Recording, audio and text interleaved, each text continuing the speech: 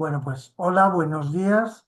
Eh, Hoy tenemos otra de nuestras interesantísimas charlas online de Sociemat y hoy tenemos la suerte de contar con el profesor Joaquín Rams, que es catedrático de la Universidad Rey Juan Carlos y que en Sociemat pues conocemos bien. Es un miembro regular que participa regularmente de las actividades de Sociemat y su investigación se centra en biomateriales, en impresión 3D de metales y en recubrimientos y tratamientos superficiales aplicados al transporte y a biomedicina, entre otras muchas cosas, claro. Bueno, por supuesto, tiene una trayectoria impresionante con cerca de 200 artículos, un montón de citas, patentes y un montón de proyectos con públicos y con empresas. Y actualmente ocupa el puesto de vicerrector de investigación, doctorado y biblioteca en la Universidad Rey Juan Carlos. Te damos las gracias, Joaquín, por haber aceptado el embarque de darnos esta charla, que estamos convencidos va a ser apasionante y ya el tiempo es tuyo para ti. Gracias por todo. Muchas gracias. Bueno, buenos días a todos. Muchas gracias, Rodrigo, sobre todo a ti por invitarme y por generar y mantener este foro donde, podemos ir intercambiando nuestras experiencias, nuestras opiniones y, podemos estar aquí un poco a disposición de, pues todo el conjunto de Sociemat, que es un montón de personas que están preocupadas y que trabajan en su actividad vinculada a materiales desde ámbitos muy diferentes. Así que nada, te agradezco que me hayas brindado este foro. Y os agradezco a todos que asistáis, que participéis aquí y que lo veáis. A los que estáis así también os animo y os invito a que si queréis en cualquier momento alguna aclaración, que me pararme o o cualquier otro tipo de cosa que consideréis o curiosidad que tengáis, por supuesto al final, pero si durante el desarrollo de la misma queréis hacerlo, pues bueno, es más que bienvenido. Mi intención, lo que yo quería hablaros es, como veis, es una especie como de título que incluye un montón de pequeños elementos que poco a poco se van concretando, ¿no? Por una parte tenemos un enfoque de fabricación aditiva, que es la parte donde, nosotros surgíamos la idea inicial de fabricación de materiales, particularmente en metales, como me ha dicho Rodrigo, que es el caso del hierro y magnesio, aleaciones de hierro y magnesio para emplear en un tipo de aplicación muy específica que son los stents cardiovasculares y en este caso reabsorbibles. Al final es como ir añadiendo pequeños elementos que al final hacen un conjunto de un título largo y particularmente complejo. ¿De dónde viene todo esto, no? Antes de nada quería ver un poco la problemática y las circunstancias, incluso el origen de nuestra trayectoria como grupo de investigación para poder desarrollar este tipo de cosas. El primer elemento surge de la problemática que proviene de las enfermedades cardiovasculares. Ya sabéis que es prácticamente la mitad de las causas de... Uy, perdona, tengo aquí esto a tope. La mayor parte de las causas de fallecimiento tienen que ver con problemas cardiovasculares y mayoritariamente de fenómenos vinculados a la arteriosclerosis. Como sabéis, esto es una dinámica en la que poco a poco se van depositando distintos elementos, tanto plaquetas como células grasas o distintos elementos lipídicos, que se van depositando en las paredes de las arterias hasta que corren el riesgo de estrangularlas. Cuando se llega a esto, se llega a un fallo cardíaco si esto tiene lugar en las arterias del corazón y la situación puede ser con riesgo vital. Cuando la obstrucción viene a ser ya entre un 30 y un 70% es cuando hay que empezar a actuar de alguna manera. Y la forma más convencional de actuar es mediante una angioplastia coronaria en la que se pone un stent. El stent, como sabéis, es un elemento, una especie de estructura mallada que se mete por las arterias, normalmente a través de un catéter, y se coloca en la zona donde está la lesión. Este stent se mete encogido, de tal manera que ocupa muy poco tamaño, un diámetro muy reducido, y normalmente se infla. Hay distintas tecnologías y metodologías, pero la mayoritaria es inflarlo mediante un balón con un gas. Está calibrada la expansión que tiene el stent en función de la presión que se esté poniendo al balón y así se consigue abrir la arteria en la zona que, con la que estemos trabajando. Los stents han ido evolucionando mucho en en los últimos años. Inicialmente se utilizaban, los primeros que se aplicaban eran de un metal sin nada más al que se le aplicaba sin ningún tipo de recubrimiento ni nada, normalmente de acero inoxidable o de cobalto cromo, y ya se metía. Hay que pensar que en su momento esto fue un salto enorme porque anteriormente no había una solución, con lo que, bueno, aunque había muchos problemas, como pueden ser particularmente tener altas tasas de trombosis, aún así era una situación mucho mejor que la que teníamos hasta entonces. Posteriormente empezó a trabajarse en un conjunto de sistemas distintos, que son los stents que están recubiertos con medicamento. Se utilizaban antiagregantes, antibióticos, y eso conseguía reducir mucho la trombosis, pero no se eliminaban todos los problemas porque sigue habiendo un cierto riesgo de restenosis. La restenosis sucede cuando se vuelven a depositar todos esos elementos que habían generado inicialmente esa obstrucción de nuestra arteria, pero en este caso es más complejo, porque se depositan alrededor de un stent. Y es una zona donde ya tenemos un elemento metálico y además se está obstruyendo. Operar este tipo de situaciones es extremadamente complicada.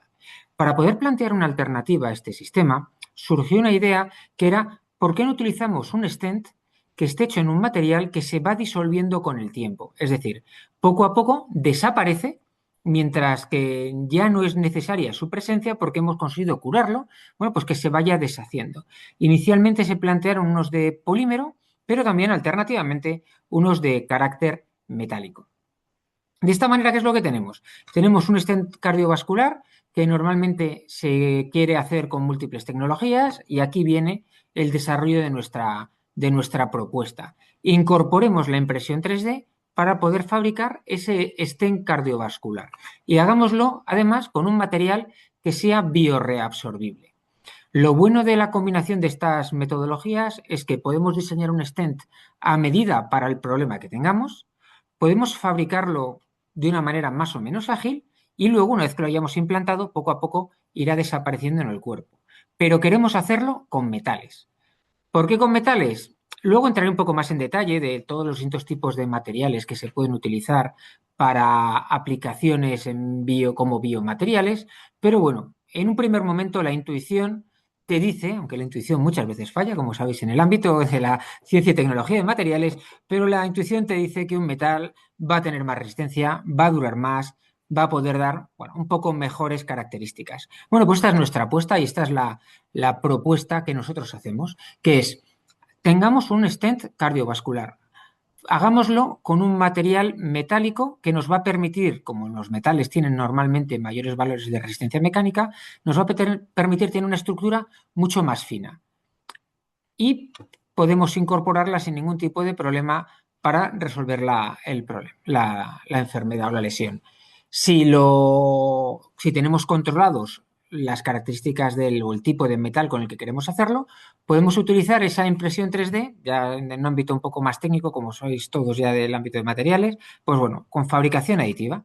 Y hagámoslo en un metal que también sea bioreabsorbible. De tal manera que, como veis, hemos ido agrupando un poco todas estas ideas. El problema, que es la aplicación de un stent coronario, la fabricación aditiva y el material bioreabsorbible. Hasta ahora, la forma convencional de fabricar stents era o bien se hacía un laminado y a partir de este laminado se cortaba la estructura del stent con distintas tecnologías, últimamente con láser, o bien se partía de hilo, se hacía un trenzado que se soldaba en puntos localizados para tener ese sistema. Nuestra propuesta, en lugar de venir de arriba a abajo, viene de abajo a arriba. Partamos de la aleación, obtengamos un polvo de ese material, utilicemos la fabricación aditiva para conseguir la estructura de stent que queramos. Y aquí viene nuestra experiencia previa. Ya llevábamos unos años trabajando en fabricación aditiva de aleaciones de muy diferente tipo, aluminio, titanio, magnesio o hierro. Y entonces, pues bueno, cuando uno da un paso en el desarrollo del conocimiento, de la ciencia, uno tiene que partir de lo que sabe. Y estos eran los materiales que nosotros conocíamos. El caso del aluminio lo descartamos rápidamente porque no es biocompatible. El caso del titanio, aunque es muy atractivo, lo descartamos porque son materiales que son muy interesantes como implantes, pero implantes permanentes. y nos quedamos con las aleaciones de magnesio y las aleaciones base-hierro. Y de aquí ya surge esa última parte que me faltaba en el título, que es combinar fabricación aditiva, stents cardiovasculares y aleaciones basadas en hierro y magnesio. Y aquí ya empiezo formalmente un poco lo que es esta estructura, porque creo que quería contaros de dónde venía todo. Esto es un poco la historia que os voy a contar, un poco primero de materiales en general que se pueden utilizar como stents, a características generales de fabricación aditiva de las tecnologías que tengamos, procedimientos de fabricación, stents en estos materiales y bueno, pues unas conclusiones rápidas para que lo podáis ver. Bueno, pues los materiales que se utilizan para prótesis, como sabéis, pueden ser tanto poliméricos como cerámicos o los metales. Todos están perfectamente validados para distintas aplicaciones. Y bueno, pues funcionan muy bien y de una manera muy versátil en aplicación de todo tipo. En general, los materiales se utilizan como biomateriales dependiendo de sus propiedades. Los polímeros se caracterizan en general por tener menores valores de resistencia y rigidez, aunque muy buena ductilidad y tenacidad, e incluso muy buenos valores de biodegradabilidad. Por contra, los cerámicos tienen mucha resistencia y rigidez, pero muy baja ductilidad, habitualmente una tenacidad algo inferior y no suelen ser muy biodegradables. Y los metales, como metales también conjugan una carta muy amplia, nos encontramos con un conjunto muy amplio de metales que tienen buenos valores de resistencia, de rigidez, de ductilidad, de tenacidad, aunque por lo general la biodegradabilidad de los metales no suele ser de las más elevadas que podamos querer en nuestros sistemas.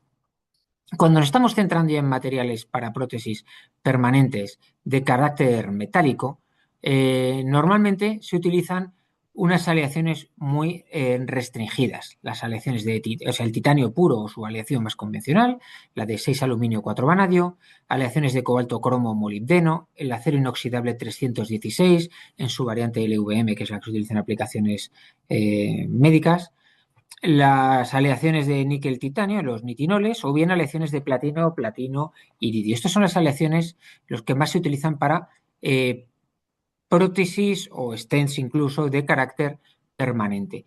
Pero aquí, como os he comentado, me quiero centrar en las de carácter temporal y necesitamos aleaciones o materiales que se vayan degradando con el tiempo. Es un poco absurdo, así uno lo vea primero, porque lo que no queremos es algo que tenga siempre resistencia. Queremos que poco a poco vaya empeorando. Desde el punto de vista de un metal sería que se vaya poco a poco corroyendo dentro de nuestro material. Y para eso tenemos el conjunto de aleaciones de magnesio, hierro, zinc, los polímeros que ya os he comentado y algún otro material, pero son materiales un poco habituales. Una de las dudas es por qué utilizar prótesis temporales, bien sea coronarias o bien sea de otro ámbito. Bueno, hay unos elementos que están muy claros. El primero es el crecimiento. Si ponemos una prótesis de carácter pediátrico, es decir, a un niño o a alguien o a un joven en crecimiento, esa prótesis que vamos a poner no va a poder crecer como le pasa con el resto del cuerpo. Vamos a tener un problema que va a suponer una limitación y un potencial elemento dañino a largo plazo. Hay un criterio también general, que es mejor una pieza, un elemento natural que artificial. ¿Para qué tener un elemento artificial en el cuerpo si ya no es necesario? En el caso coronario, nos puede permitir evitar esa restenosis, nos facilita mucho la operación de esos segundos elementos y nos va a eliminar muchos problemas a largo plazo. ¿Dónde se pueden utilizar implantes temporales? Pues la verdad es que en cualquier parte. El único criterio es que esté en un sitio donde el cuerpo sea capaz de regenerarse. Es decir, que poco a poco vaya recuperando y vaya arreglando ese defecto o esa lesión que tenemos. Y esto nos puede pasar en todo, en cualquier tipo de tejido, incluso el tejido óseo, puede ir poco a poco recuperándose y creciendo. Por tanto, hay un ámbito muy grande. ¿Y cómo van a funcionar estos implantes? Pues es lo que os adelantaba un poco. La idea es que tenemos una zona lesionada donde el tejido va a dar muy poca resistencia o incluso tiene una resistencia justo al contrario de lo que queremos, como pasa en el caso de los problemas cardiovasculares. ¿Qué es lo que sucede en este caso? Necesitamos una prótesis que al principio nos dé todo el soporte mecánico que tenemos. Pero lo que queremos es que una vez que el tejido esté recuperándose, esa prótesis deje de estar dando esa resistencia. Y por tanto, lo que queremos es que conforme el tejido va creciendo y va corrigiendo la lesión, nuestra prótesis vaya degradándose. Y esto sucede en un tiempo que tiene que ver con la cura de las lesiones. Y ese tiempo depende mucho de si es un problema óseo, si es un problema cardiovascular, y dependiendo del problema que tengamos, puede ser pues de una semana, un par de semanas o un tiempo un poco más largo. El caso depende de cada paciente, depende de cada lesión. Bueno, es tremendamente amplio, pero la filosofía sigue siendo la misma. Yo quiero algo que deje de estar dando un soporte mecánico a lo largo del tiempo porque el propio tejido lo va a dar. Y bajo esta perspectiva, ¿cómo se quedan los materiales que estábamos viendo antes en el caso particular de los stents, que sabemos que son elementos bueno, muy pequeños para poder meterlo por nuestras arterias? Bueno, pues las aleaciones de magnesio se caracterizan por tener buenas propiedades mecánicas, muy parecidas a las de los tejidos humanos, pero que tiende a degradarse muy rápido. Hay múltiples técnicas para fabricarlos, aunque la impresión en 3D no acaba de funcionar particularmente bien con ellas. Las aleaciones de hierro, el base hierro, tienen muy buenas propiedades mecánicas y tienen una excelente resistencia a la degradación. O sea, aquí el problema es que se degradan demasiado despacio. Pero también son muy buenas para fabricarse y son excelentes en sus procesos de fabricación aditiva e impresión 3D.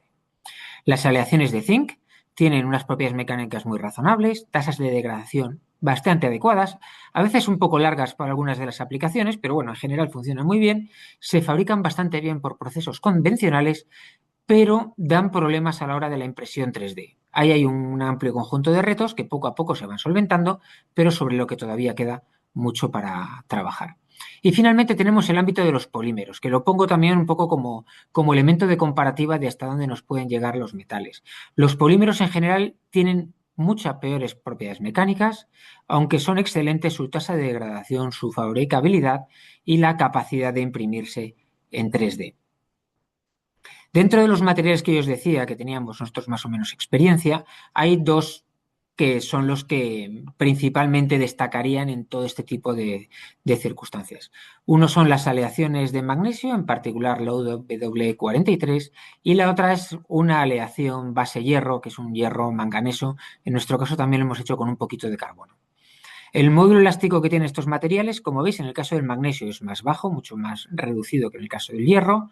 Su resistencia también es menor, su alargamiento también es menor y lo que pasa es que tiene una duración en vivo que es, bueno, claramente baja. En el caso de las aleaciones de hierro, la duración es mucho mayor. Esto de las propiedades mecánicas, uno puede pensar que es un elemento con el que tiene que trabajar y se puede considerar que si quiero un cierto valor de resistencia mecánica no en megapascales, sino directamente en newtons, es decir, cuánto va a ser la presión de compresión que tiene que resistir un stent, siempre se puede controlar eso con el tamaño del strut, con el espesor digamos, del material que estamos incorporando. Lo que sucede en el caso de los stents es que están metidos dentro del flujo hemodinámico, es decir, está pasando la sangre a su alrededor. Y cuanto más pequeño sea, menos problemas va a dar.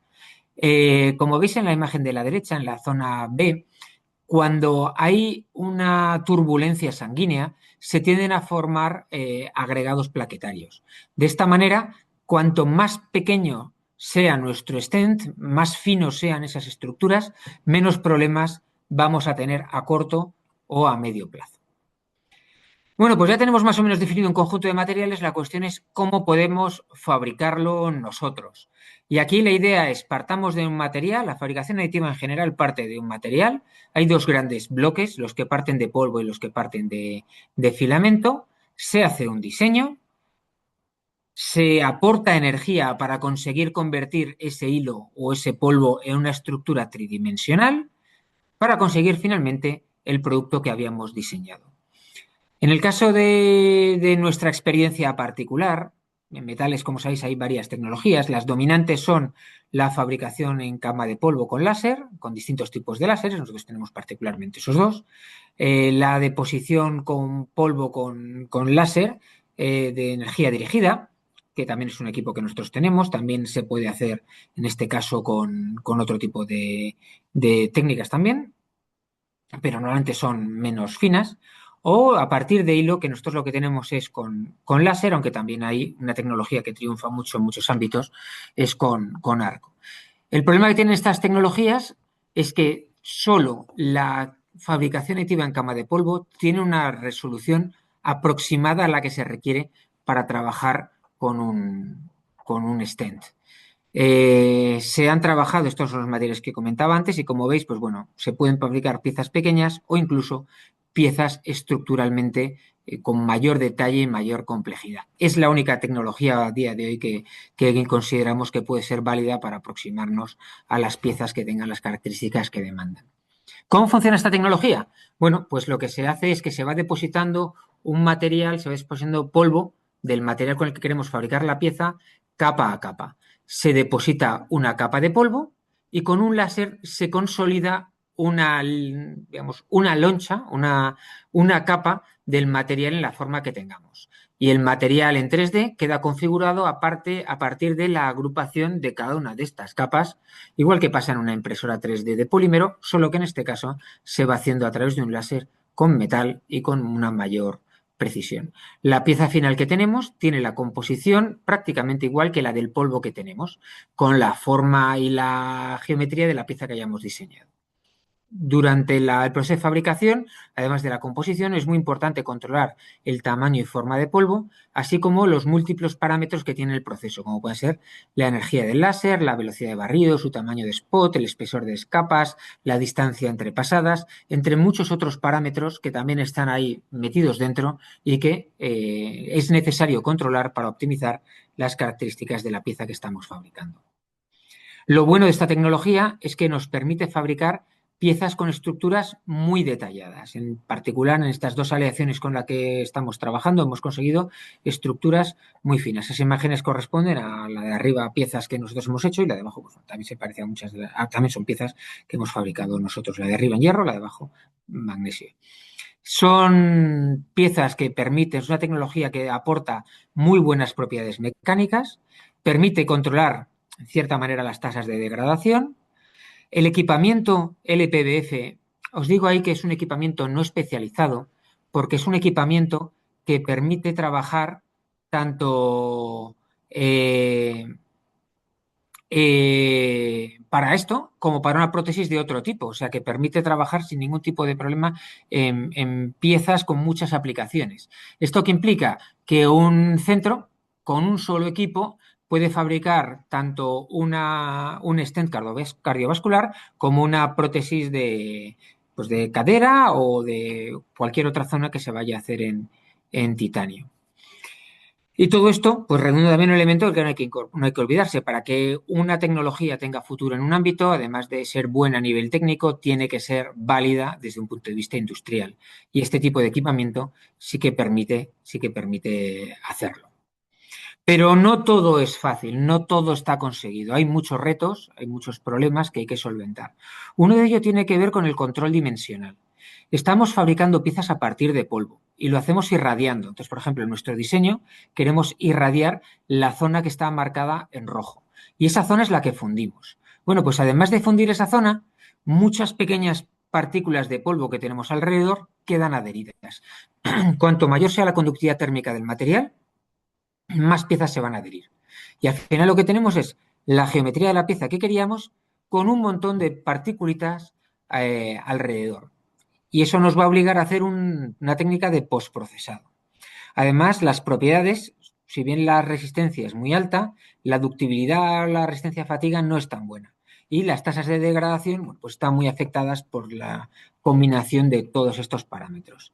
Entonces, ¿qué tenemos que hacer si queremos combinar todas estas tecnologías? Pues bueno, necesitamos diseñar la pieza, fabricarla, pues procesarla y verificar sus propiedades, que en el caso de los stents no va a ser tan fácil. Bueno, pues hagamos las etapas, vayamos con el diseño, fabriquémoslo, hagamos los tratamientos superficiales, ensayémoslo y luego ya llevemos a todas las etapas de un material, tanto in vitro como in vivo. Nosotros en vivo todavía no hacemos, nos lanzaremos a ello, aunque ya estamos avanzando en todos los demás tipos de ensayo. Bueno, pues el diseño. El diseño puede ser muy, muy variable y muy versátil. La impresión 3D tiene fama de que puede hacer cualquier cosa, pero no puede hacer cualquier cosa. Puede hacer muchas cosas, como ya sabéis muchos de vosotros que habéis trabajado con esta técnica. Es necesario que se pueda sustentar. Y aquí os voy a mostrar algunas tecnologías, algunos diseños que hemos fabricado, que es este de la izquierda es un diseño muy convencional, como una validación de la tecnología de fabricación, y el de la derecha es un diseño ausético. Es un diseño ausético imprimible, porque no todo se puede imprimir en la tecnología de cama de polvo. Para que una parte se pueda imprimir, es necesario que esté sustentada. Las zonas que marco aquí con las flechas, como veis, son prácticamente horizontales.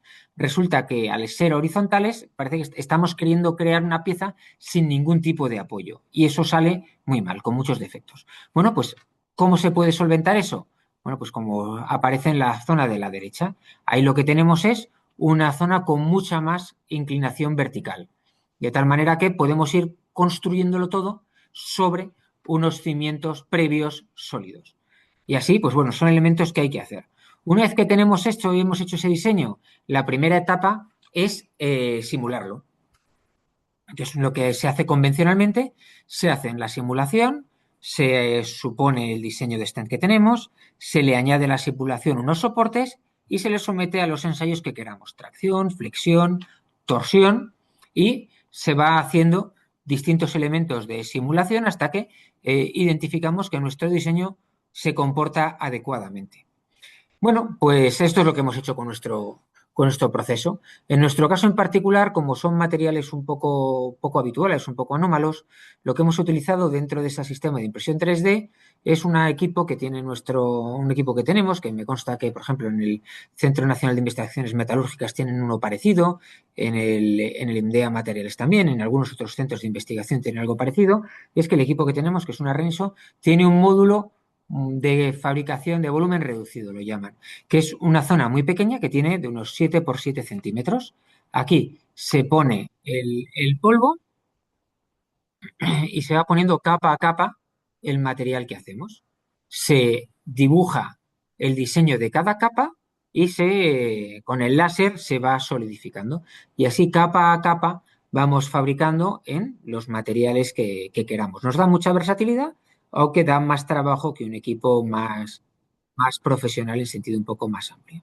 Bueno, pues es lo que hemos hecho. Hemos fabricado y tenemos estas piezas fabricadas en el estado, pues según se fabrica, as built de la nomenclatura inglesa. El principal problema, la rugosidad. Como veis ahí en la imagen, tenemos una rugosidad enorme, con una anisotropía mecánica condicionada también por esta rugosidad muy elevada, a veces con tensiones residuales y bueno, esto hace que eso no se pueda utilizar directamente, no hay más. ¿Qué hay que hacer? Pues hay que hacer varias etapas. Por una parte, tratamientos térmicos para reducir tensiones residuales, solubilizar fases, precipitar otras, controlar el envejecimiento. Y todo esto se puede hacer en horno.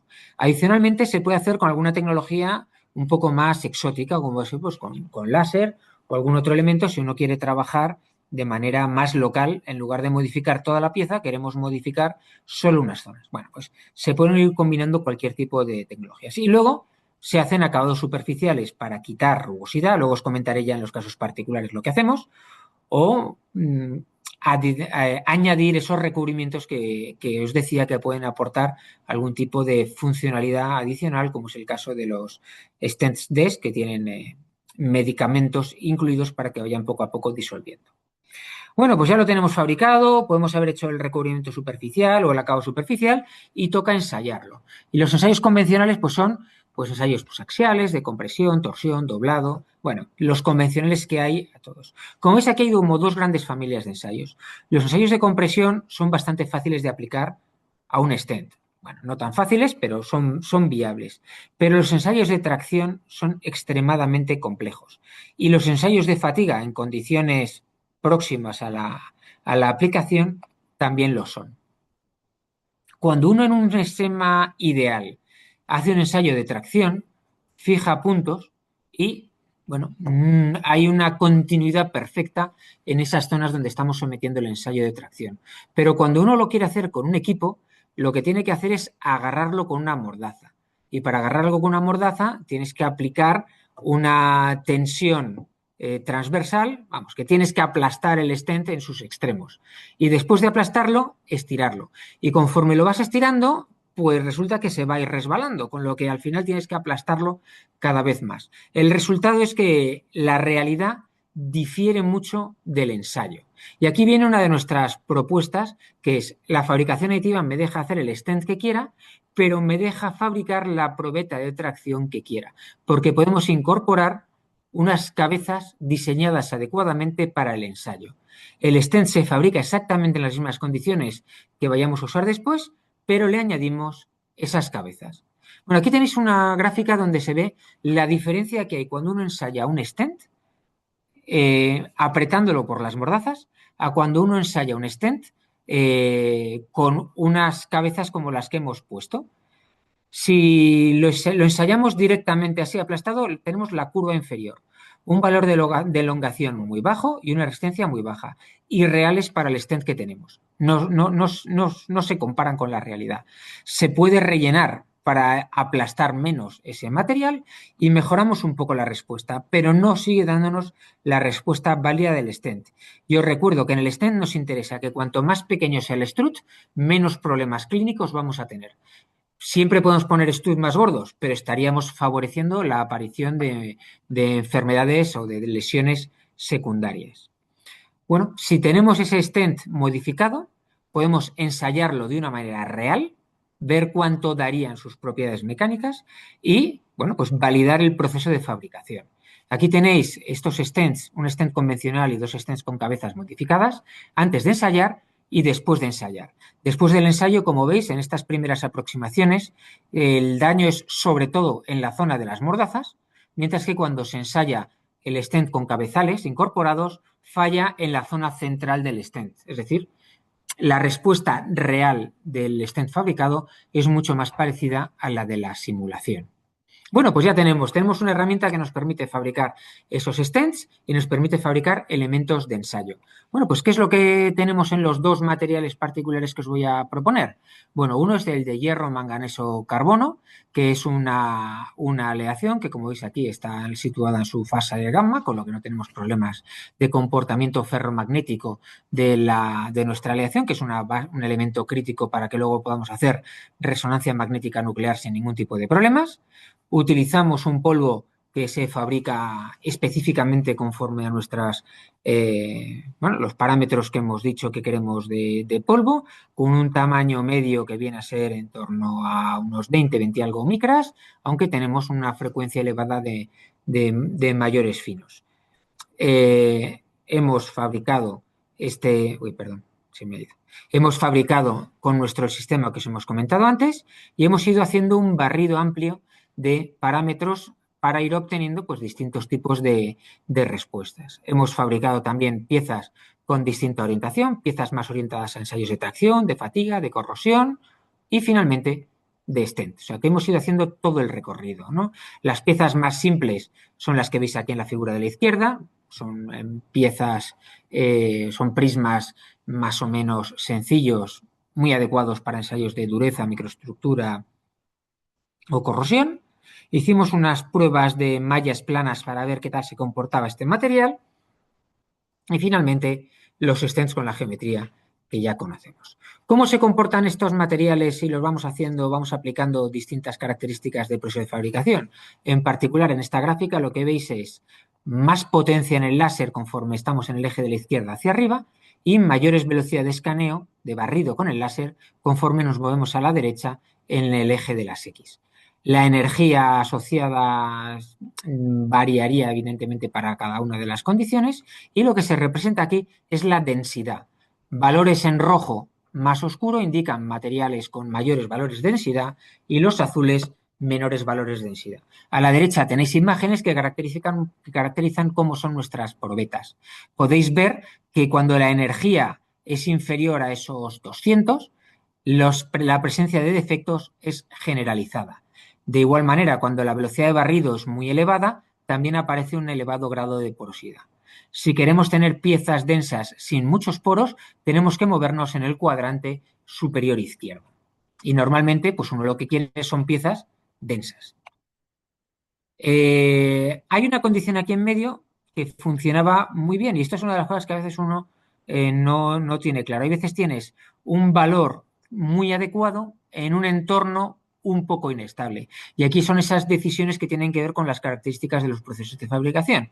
¿Qué interesa más? Un valor muy bueno, pero que sea una isla muy pequeña, o ir a valores no tan buenos en una zona de mayor estabilidad del proceso de fabricación. Y aquí, bueno, pues cada material y cada aplicación es un mundo. Bueno, pues cogimos una de estas condiciones, en particular esa que os había dicho, nos quedamos con la isla aislada y ensayamos su comportamiento con una probeta de tipo hueso, con nuestra probeta, que nos dio unos valores de resistencia y de tensión bastante elevados. Y luego lo hicimos también con nuestro stent. También obtuvimos los valores.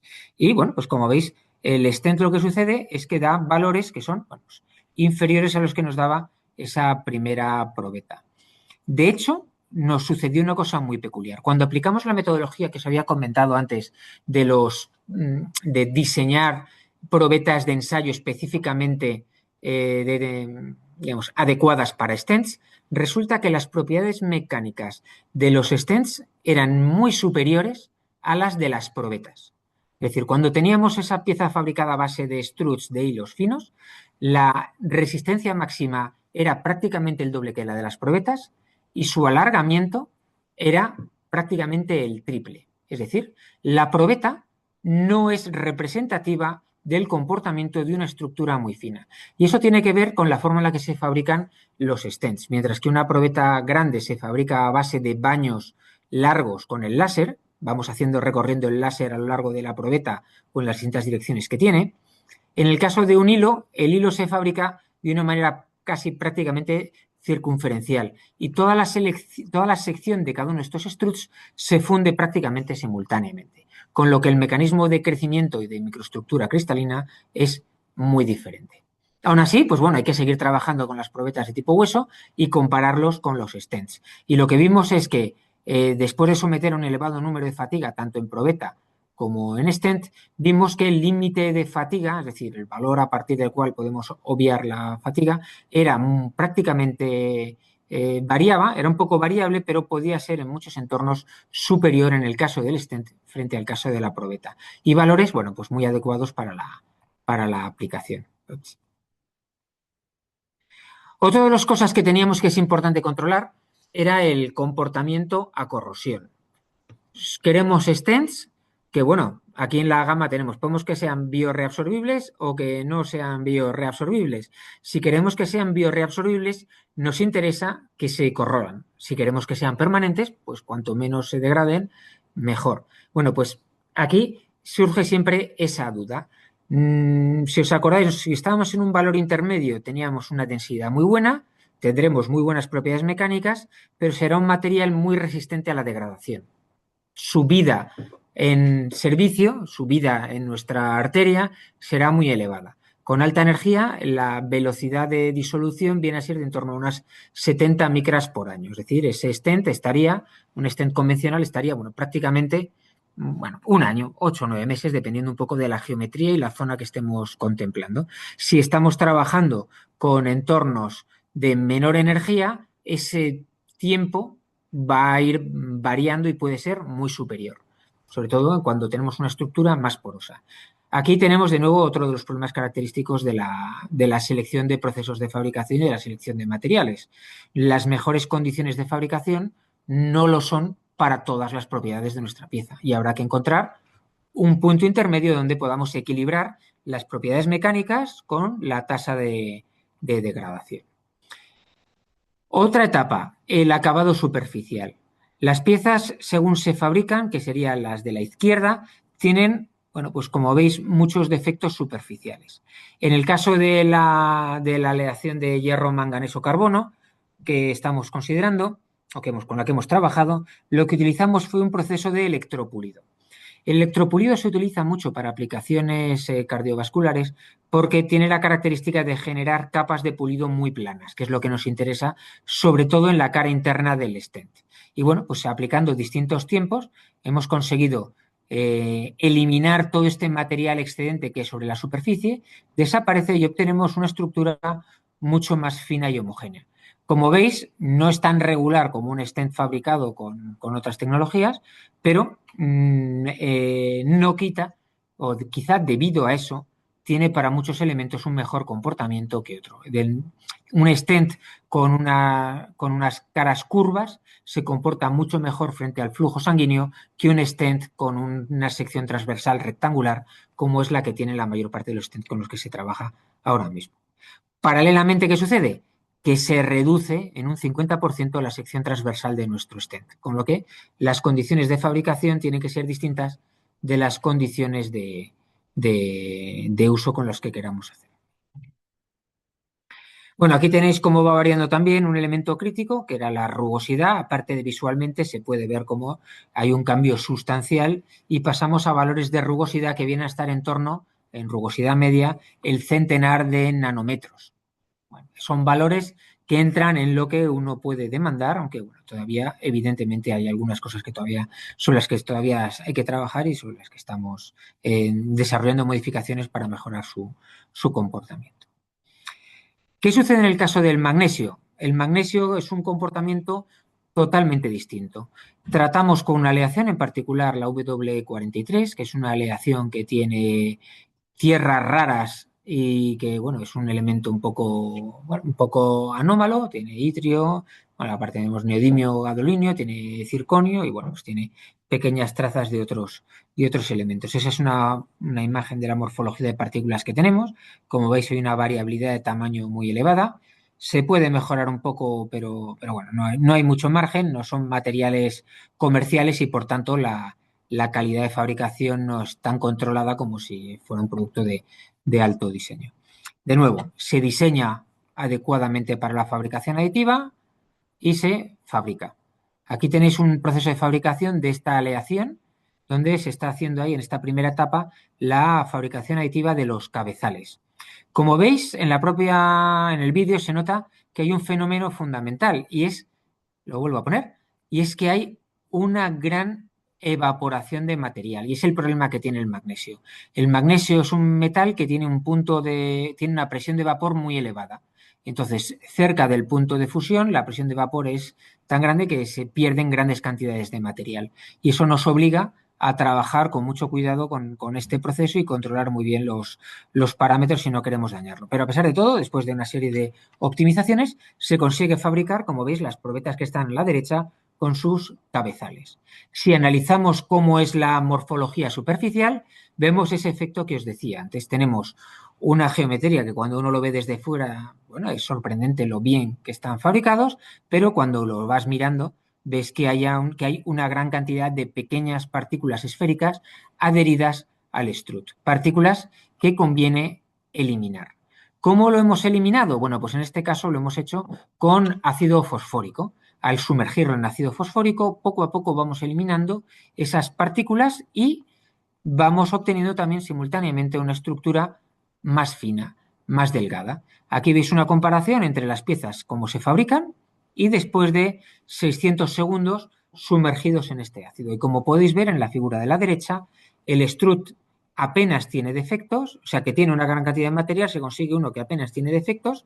Quizá nos hemos pasado unos minutitos en la aplicación del ataque, pero esa morfología sería perfectamente válida para utilizarla como stent para la mayor parte de las lesiones. Paralelamente, ¿qué tenemos? Pues conseguimos un diámetro de strut mucho menor que el que teníamos inicialmente. Esta tecnología no te permite fabricar piezas con 200 micras con strut de 200 micras.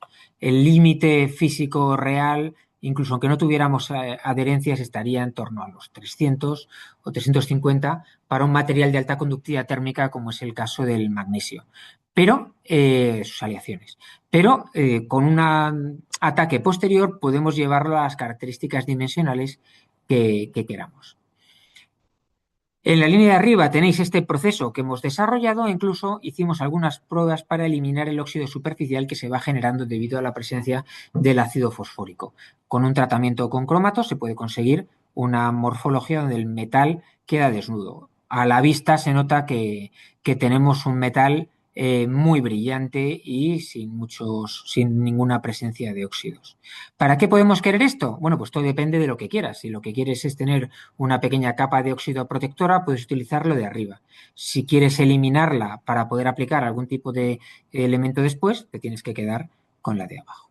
En cualquier caso, tenemos una microestructura en este material que es la característica de los procesos de fabricación aditiva, donde se van acumulando múltiples baños uno tras otro, con la presencia de distintos elementos de precipitación que son, bueno, los hemos conocido, los hemos caracterizado y son buenos para este tipo de sistemas. Hay un elemento que todavía no os había metido, lo hemos hecho también en el de las selecciones base hierro, pero lo quiero incorporar aquí para no repetirme mucho con los dos sistemas, que es la realización de tratamientos térmicos. Esa microestructura que teníamos la podemos modificar utilizando tratamientos térmicos de diferente naturaleza. Aquí os muestro cómo cambia la microestructura cuando hacemos una solubilización, la de abajo a la izquierda, o cuando hacemos tratamientos térmicos de tipo T5 o T6, que son los de arriba a la derecha y abajo a la derecha, respectivamente. Después de estos tratamientos hay un cambio relevante de propiedades. Cambia la dureza, como veis, en la solubilización la disminuye, mientras que los otros, sobre todo el T5, la aumenta. E incluso no solo ese elemento, sino que además se vuelve mucho más reproducible su comportamiento.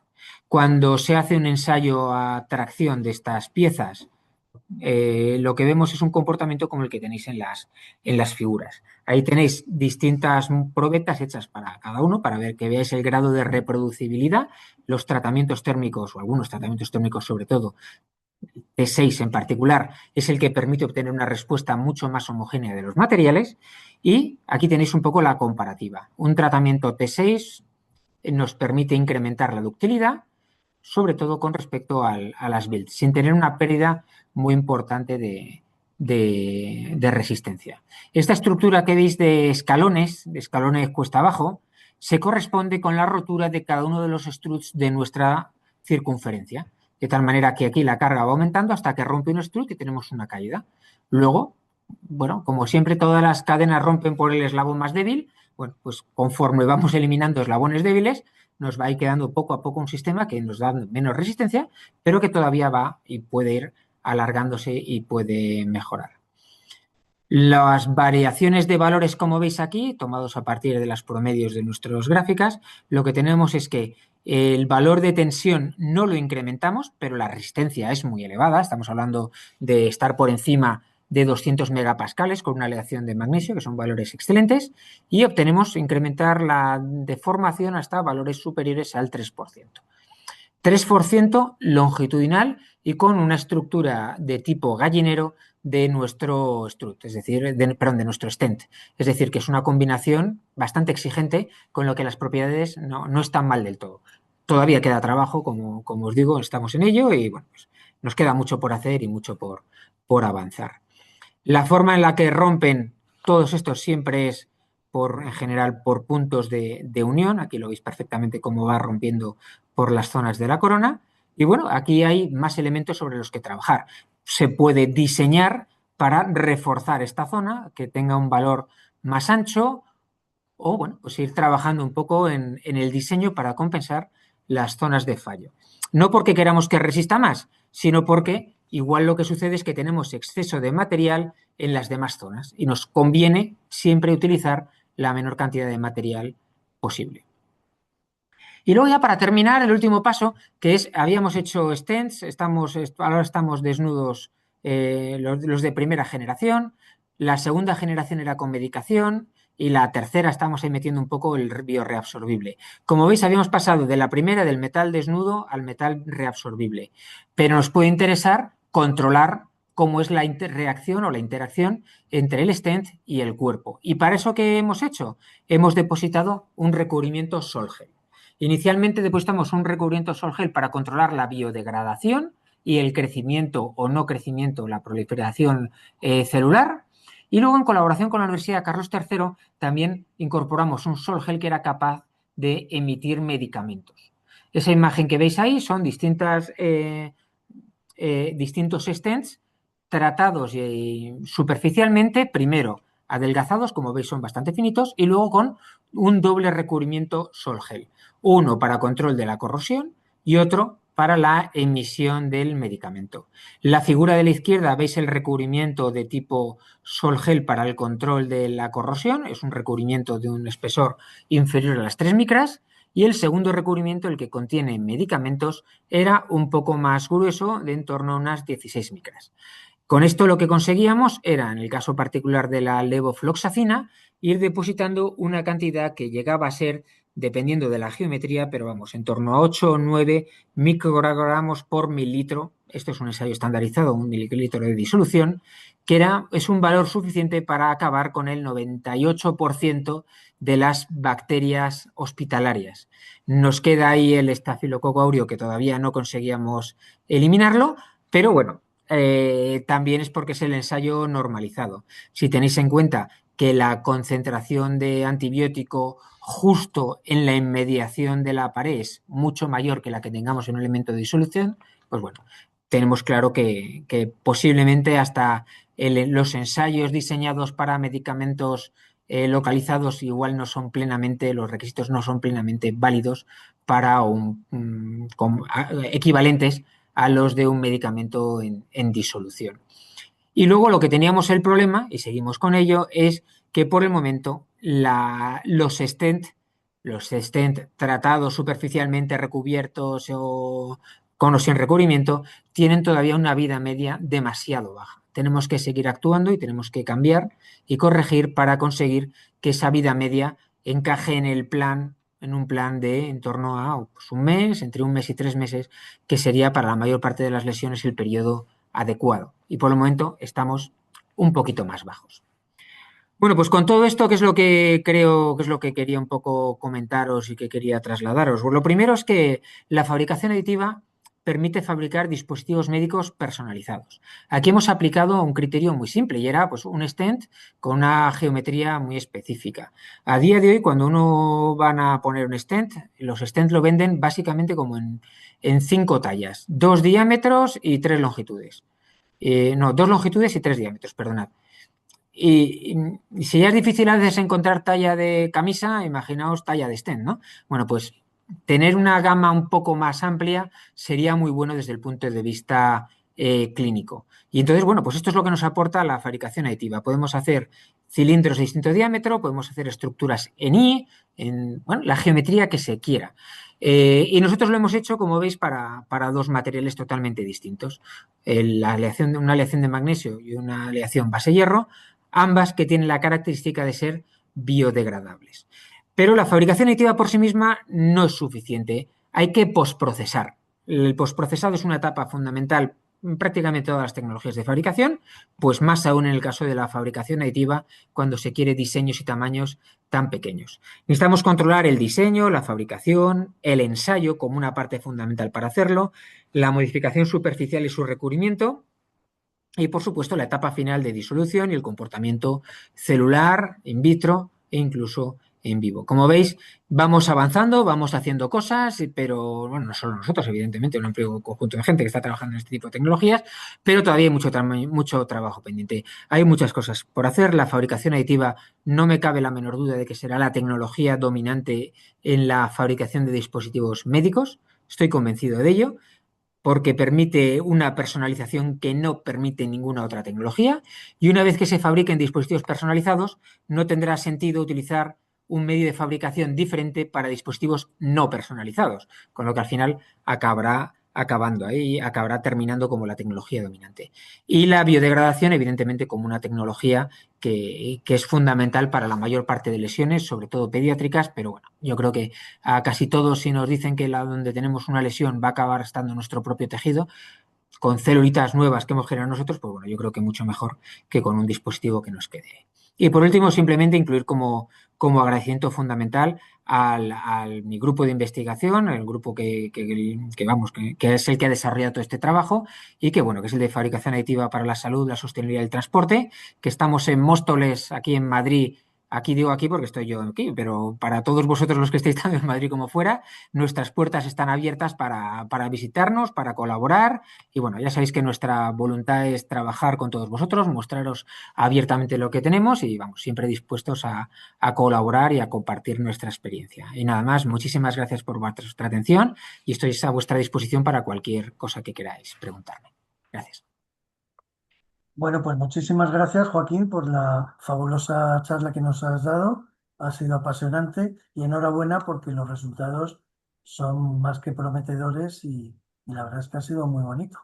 Entonces, Muchas gracias. abro turno de preguntas. El que quiera hacer alguna pregunta. Mientras tanto, si no veo a nadie, bueno, te iba a hacer una pregunta porque Por en favor. realidad, como hablaste al principio de los recubrimientos, yo me quedo con la copla y digo, y esto los recubrimientos, pero al final lo has dejado para la transparencia 65, Ahí, cuando ahí, sabía que no te ibas he a hablar. dejado. Y me has dejado y digo, bueno, ahora me he acordado, pero bueno. Eh, pero en realidad te iba a hacer dos preguntas con eso. Hablas de recubrimientos Solgel, pero ¿de qué materiales? Estamos hablando de óxidos, de Ah, sílice, de titania, de tienes razón, muy buen punto. Son recubrimientos de sílice, sílice, ¿no? de sílice. Y segundo, me ha sorprendido porque en algunos casos llegas a hacer recubrimientos de 16 micras. Y eso en un proceso convencional es bastante grueso, la verdad. Sí, ahí esa parte, lo que se hacía es que el problema que tenemos es, en particular con la levofloxacina, cuando se incorporaba al sol y luego al gel, la viscosidad aumentaba muchísimo. Y entonces daba un recubrimiento con un espesor que yo creo que es excesivo. Tenemos que trabajar en reducirlo y ver cómo podemos incorporar más. Pero vamos, el problema provenía de ahí. Era un proceso, yo creo que la viscosidad del fluido no era la más adecuada para este tipo de proceso. De hecho, nos tendía a producir algunas grietas localizadas porque lógicamente es un espesor ya prácticamente inestable para la mayor parte de los procesos. Bueno, lo mismo. Si quieres viscosidades, aquí también podemos ayudar. Y Pues nada, una encantado. pregunta tonta para ignorantes como yo. Me hablas Uy, del tratamiento T5 y T6. ¿Me sí. dices qué es eso? Ah, vale, perdona. Que a mí Sí. no me Mira, significa nada. vale, la principal diferencia entre un T5 cuando uno tiene una aleación y un T6 cuando tiene una aleación metálica, el T5 es hacer un tratamiento térmico de precipitación a la pieza según se fabrica. O sea, tú fabricas la pieza y tiene un ciclo de fabricación, en el caso del láser, que es con un enfriamiento muy rápido, ¿no? Entonces se enfría muy rápido y entonces le haces un tratamiento T5 y favoreces la precipitación de pequeñas estructuras, pero solo incrementas más lo que estás precipitando, los elementos de precipitación. En el T6 lo que se hace primero es una solubilización, o sea, disuelves todos los precipitados y haces un temple y los dejas en estado metaestable. Y luego controlas su precipitación. De tal manera que tienes una etapa de solubilización que normalmente te incrementa la ductilidad y te deshace precipitados frágiles que puedas tener y luego haces que precipiten para incrementar la resistencia mecánica. Entonces, pues bueno, la dinámica microestructural es muy diferente. La T5 es muy rápida y te permite incrementar resistencia, o sea, resistencia, sí, valor de resistencia mecánica, pero no te suele evitar, de hecho, suele incrementar la fragilidad.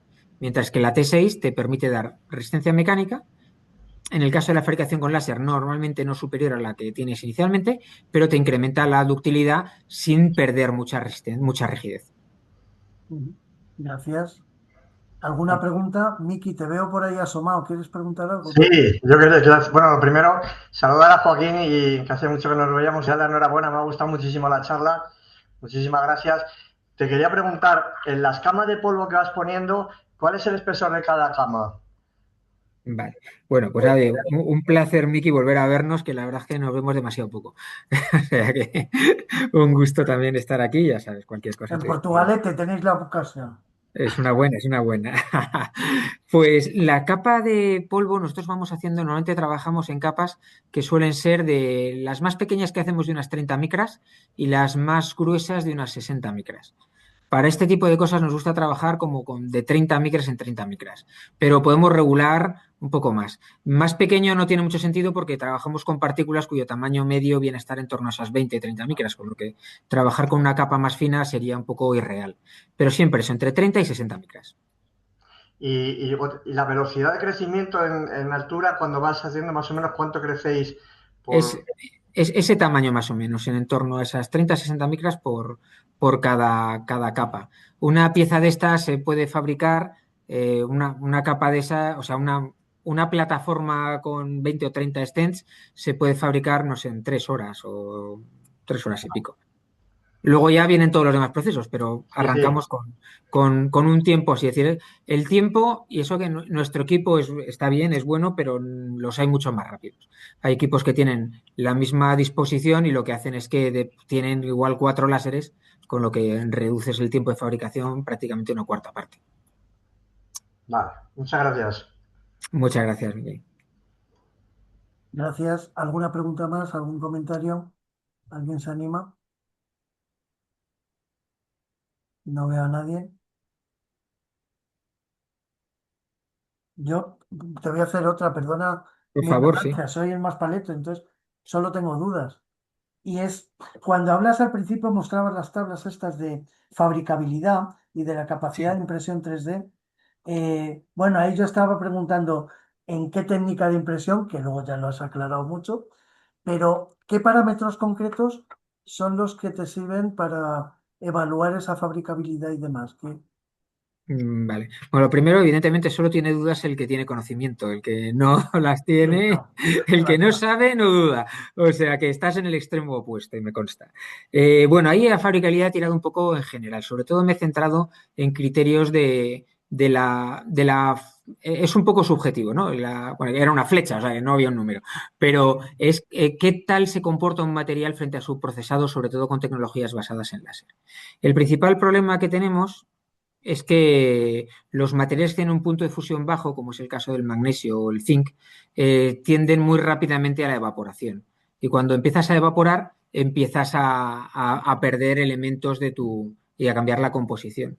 Es muy sorprendente que hay materiales, o metales, para ser específico, que son muy difíciles de procesar porque su punto de fusión es muy alto, como puede ser, por ejemplo, el caso del titanio, ¿no?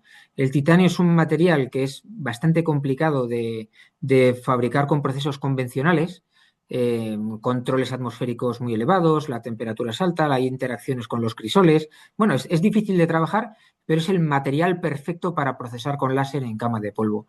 En cama de polvo trabajas en una atmósfera controlada y la zona que estás fundiendo no toca otra cosa que no sea el polvo de su mismo material, con lo que no se va a estropear. Y además, en el caso por ejemplo, el caso del titanio, su punto de fusión es muy elevado. Eso lo que hace es que tienes que aportar mucha energía para fundir una zona, pero tienes la tranquilidad de que la zona a la que le vaya llegando el calor por conducción a partir de la zona que tú tienes no se va a fundir. Entonces va a ser una estructura mucho más estable conforme la vayas a ir fabricando. Y eso hace que es un material ideal para estos procesos de fabricación. Y a los materiales de base hierro le pasa igual. Los materiales de base hierro tienen una conductividad térmica bastante mala para ser un metal, con lo que la zona que calientas y fundes no va a generar daño o modificación en el resto. Y la fabricabilidad con métodos convencionales, que era la que ponía un poco en la línea anterior, no me he ido para atrás para no barrer todo, bueno, pues ahí sí que ya, sí que las aleaciones de bajo punto de fusión a veces son muy buenas. Con métodos convencionales se fabrican muy fácilmente piezas de zinc y se ha hecho durante muchísimo tiempo y bueno, se seguirá haciendo. Pero para aditiva, con láser, da más problemas. Gracias. ¿Alguna pregunta más? ¿Algún comentario? Por favor. No veo a nadie con la mano. Bueno, pero ¿qué pesa estoy? Una pregunta pequeña. Cuando haces el tratamiento con sol gel para el recubrimiento, luego aplicas un tratamiento térmico, entiendo. Sí, ¿A sí. cuánto? ¿400? Hemos 600. entre 100 y 200 grados. Normalmente Ah, aplicamos solo. una primera etapa de secado a 100 grados y una de consolidación a 200. Ujú. Con el medicamento hay un problema, porque con el medicamento estás, dependiendo del medicamento que tengas, tienes una temperatura máxima de uso. Entonces, ese es uno de los problemas que teníamos, algunos de los medicamentos que hemos ido probando, que no podías aplicar un tratamiento más allá de 670 grados, ahí ya dejábamos mucho tiempo, con lo que sí es cierto que la estructura del recubrimiento es totalmente distinta, si has ido ya a una etapa donde has podido consolidar formalmente la cerámica o te has quedado en una estructura, digamos, más polimérica o con cadenas un poco más complicadas, en ese sentido. Y perdona mi ignorancia otra vez, de verdad, esta es de paleto total.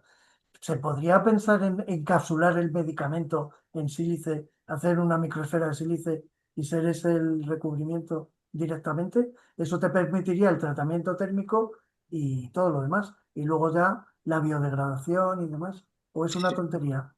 No, bien, el problema está en si tu tratamiento Sol-Gel es compatible con la temperatura de estabilidad del medicamento. Dentro de eso sería todo perfectamente válido.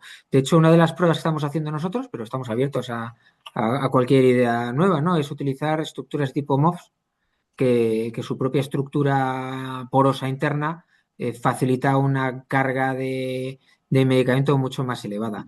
El problema es que tenemos que hacerlo de una manera que sea compatible con los espesores que nos dan todos los recubrimientos en sílice de tipo digamos, Metal Organic Frameworks. Dan espesores muy gordos. Tenemos que ir probando. En ese caso hemos hecho pruebas que es vía disolución, no es sol gel, sino es solución y evaporación.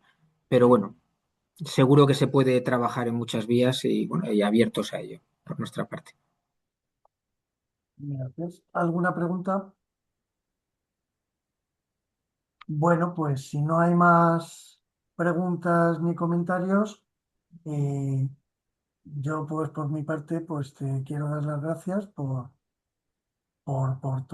esta charla que ha sido fabulosa y que ha suscitado bastante interés. Al final había bastante gente conectada Eh, y, y bueno, emplazaros para la próxima charla de esta serie, de este sexto ciclo de conferencias online.